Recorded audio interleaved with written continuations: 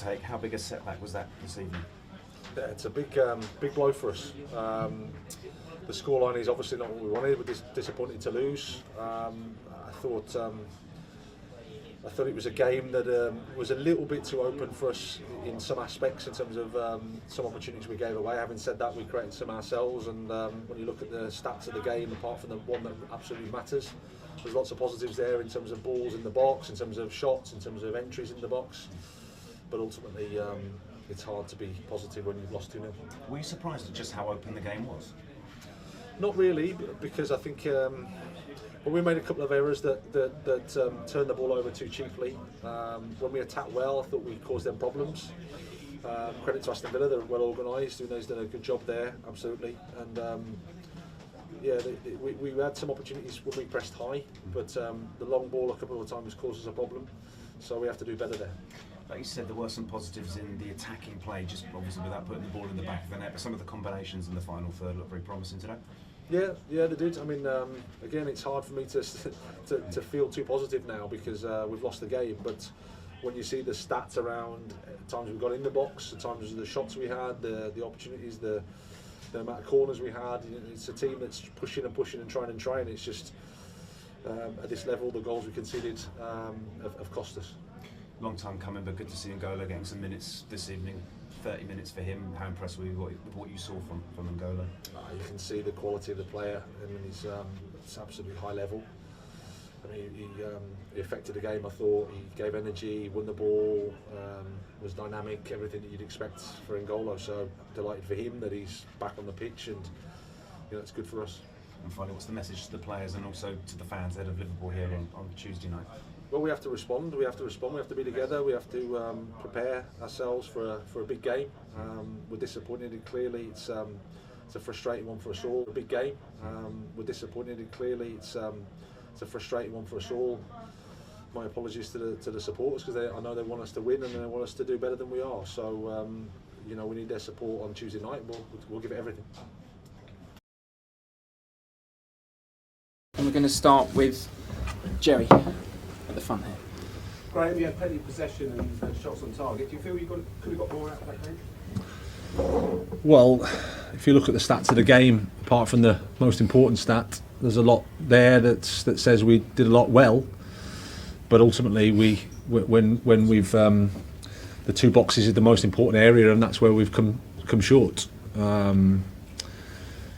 First half, I thought we had a couple of opportunities. We won it back high and created a 1v1 situation. I think pretty early in the game, had some of the chances to attack. But obviously the goals are a blow for us because we need to do better than that in that situation. Then of course it's difficult. Then you're 1-0 down at home, but I thought the team gave everything. I thought the intention of the team was there. You can tell by the amount of times we got in their box, the shots we had. There was a positive intent, but the scoreline's painful for us. Okay, young man there. So since you come into the club, you seem to have changed the formation and personnel a few times, and it doesn't really seem to have worked at the moment. What do you think is the biggest factor to why Chelsea have been consistent this season? Well, the formation's been the same for the last few weeks. It's not for me to talk through the story of the season now. We came in if I'm going to summarise, we came in September. There's a lot of games, a lot of injuries. It's difficult to have the consistency that you want because you're playing a lot of matches.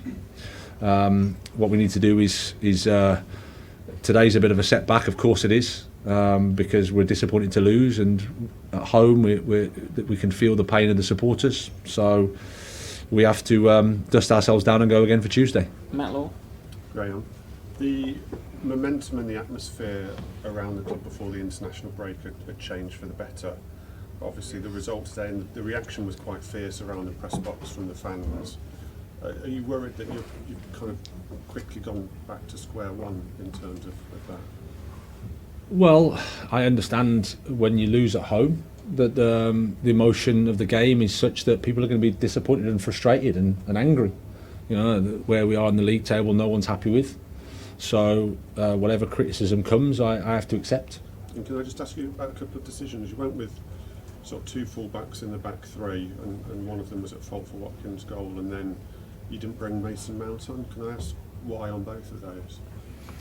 Well, we wanted to attack. We wanted to use Mark and Reece as two laterals. We thought that's where the space would be, and they can construct attacks well. I thought we got into some good opportunities from an attacking perspective. We won the ball back high as well and created opportunities. I think we had a 1v1 with Misha a couple of times. But yeah, it's an error for the first goal, and whenever there's an error, there's always something that you can do better. With Mason, I just felt that we were there in the game. We'd made some attacking subs, wanted to see how it all landed. Mason's coming back, he's only had a couple of days training. Tom Hopkinson. Graham, a quick turnaround now between the Liverpool game. After a result like this, is that important? Is it better to get straight back into a game, or would you have rather had a week to work on things? Well, we've got no time to feel sorry for ourselves. We have to respond, and we have to prepare for another big game. Simple as that. I have no thoughts other than that. It's just to prepare for the match and get ready for it. Neil Barnett. Start off with the normal.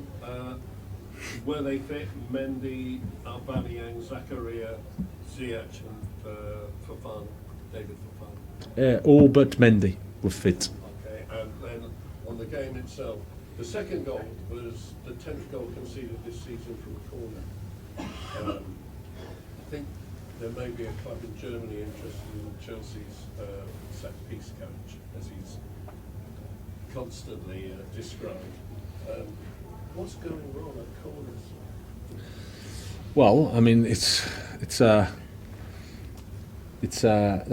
one today is I think a strike from the edge of the box, which if you look at the XG of the goal, it's probably not that big a chance. It's a great strike. Second phase, edge of the box. These things sometimes can happen. I think generally we've made some improvements from the turn of the year, but clearly we need to improve. There's a lot of things we have to improve because you have to look at the league table to see that. Okay, Liam Twitmy. Hi, Greg. Behind there. Hi. How worried are you about the defending in general? Because it feels like you're giving us quite high quality chances in the last few games. Obviously, Watkins had a big one before he scored. Yeah, that's the thing that we need to look at, I think, because even though we had some opportunities ourselves and attacked well ourselves, we gave up too many opportunities. I think the one with Watkins in particular is the one that sticks to mind. Apart from that, there wasn't too much, but at the same time, they're too bigger chances for us, and we need to do better there. And that's on me, and I have to take that responsibility. Okay, last two, and before we do the Mondays, gentlemen, the green jacket, and then Andy Dillon to finish. Right, I have a question for you. What would you give to have a striker like Drogba or Diego Costa leaving the line? What would you give for it? Well, there's nothing for me to say. I've got the players I have. They gave everything today. As much as we're all disappointed with the result, they did. The intent of the team was there. They were clear. The attack was there. But the scoreline is painful for us. So there's nothing too much I can say that sounds positive. Okay, Andy Dillon, last one. Hi, Graham. Just Andy?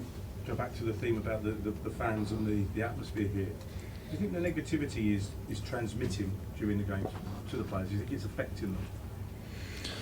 Well, I mean, they're professional footballers. They play for Chelsea. They understand the demands. They understand what it is when we are where we are. They're not stupid. They accept the responsibility. They're honest. They want to do better. We're there fighting for each other and fighting together. So there's no complaints in terms of how the supporters respond. And just with the first goal, seems to be a little bit of debate about which player may be at fault. Because obviously it looks obvious it was Cucurella, but maybe there was a mix-up between him and Koulibaly. Should there have been a call? Or what is it? Is it a communication problem between the two of them, or what? Yeah, again, it's football. It's one action. It can happen. But yeah, there's a bit of a miscommunication, I think. And like I said, that's something for me to take responsibility for, me to look at and do better with. Okay, we'll leave it there. Quick Mondays on the side here, and then